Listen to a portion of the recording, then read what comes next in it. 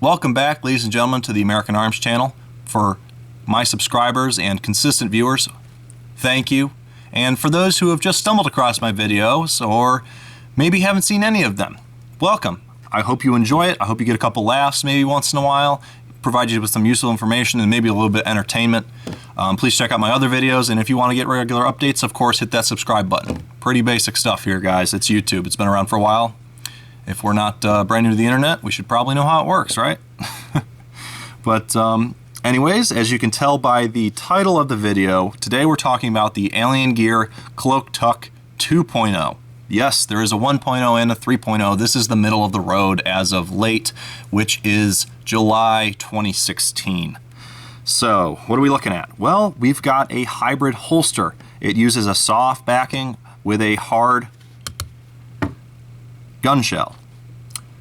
I have opted to get the metal clips, and it uses standard hardware among all their holsters, and for each part there's no difference between these screws that hold in the tab, or excuse me, the belt loops, and these that hold in the actual gun shell. They are an Allen head. It comes with a full kit for replacement parts, an extra screw or two in case you lose them, and of course a little Allen wrench. But if you have a gun armorer's kit or a standard itch pattern English system Allen key set, you'll be perfectly fine.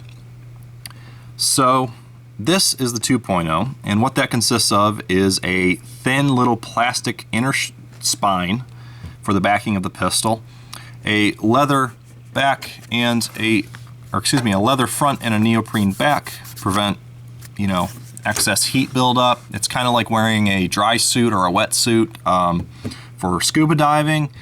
It's very, very comfortable. Let me get that out of the way.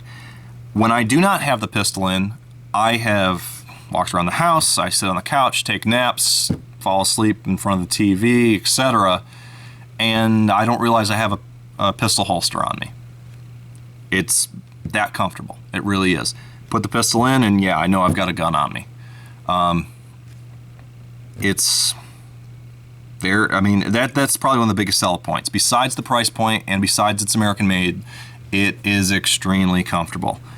I have worn their 3.0 very briefly because it is my mother's. I tried it on, walked around with it, etc. It felt good. There will be a review in the future of that.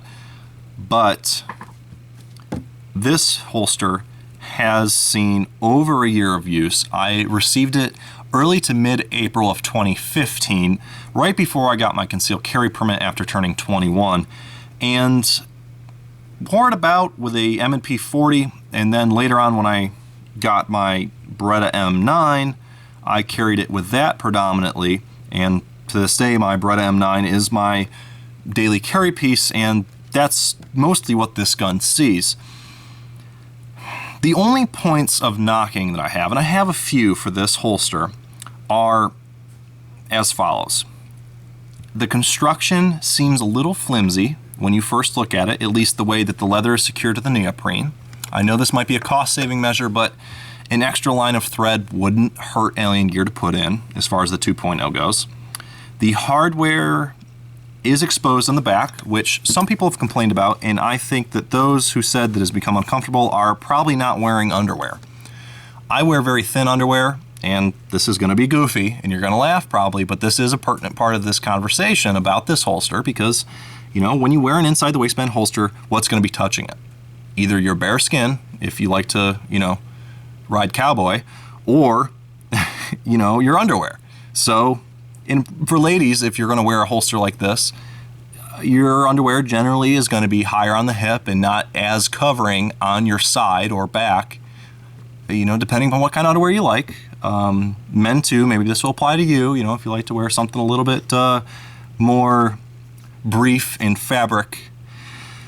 But I have never had a problem with this, and I wear generally either a cotton style underwear with a fairly thin weave, or kind of like an elastic Spanx underwear. Those are my preferences for wear, and I have not felt any difference in how that feels. Now, if I have a t-shirt here, just by example, if you wear something that is more along the lines of like a thin t-shirt or tank top, which boxers and briefs generally are made of, you're definitely not going to feel it. definitely not at all. But if you're wearing something thinner or more brief in skin coverage, you might. But in my experience, it's a non-issue. And yes, this pistol was hot with 124 grain Spear Gold Dot Plus P, my preferred carry load, for those of you who were worrying. That's just the way I do it. Okay, that pistol just came off my body not too long ago, so no worries there. I always handle safely, and it is my carry piece. So what do you expect? The gun's no good if it's not loaded. You see that right there? That is a piece of leather that has torn away. So it's kind of got, we can see the inner body of this holster now, and we can see the plastic spine and some of the backing of the thin leather. It did crack and break away. That happened while I was carrying my M&P 40 for a long while. It is actually relatively recent, within the last 2 months, so it took just over a year for that to happen. But what didn't take a year was after about a couple months. Let's listen to this. If you can hear that, it's crackling. And that is the plastic spine. And after about 2 months of wear and sitting on it and getting up and out of the car, it started cracking and snapping.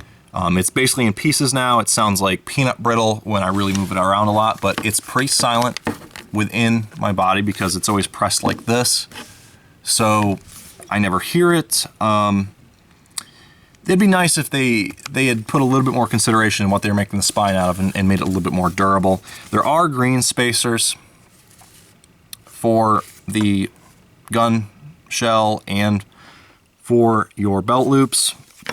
Those do compress and take a set after time, but the tension stays pretty good on them, so not too bad.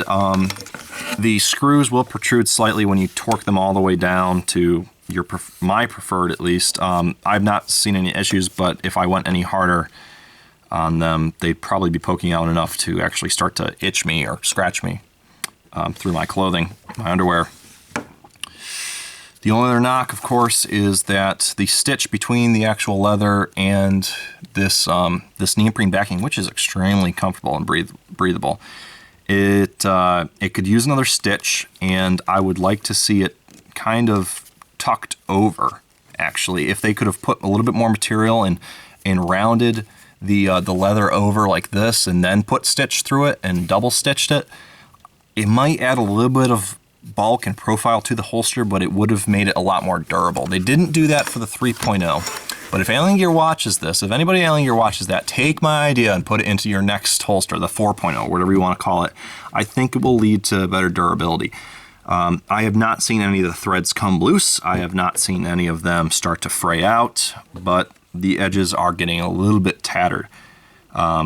It's a very, very good price pointed holster. It's sub $50.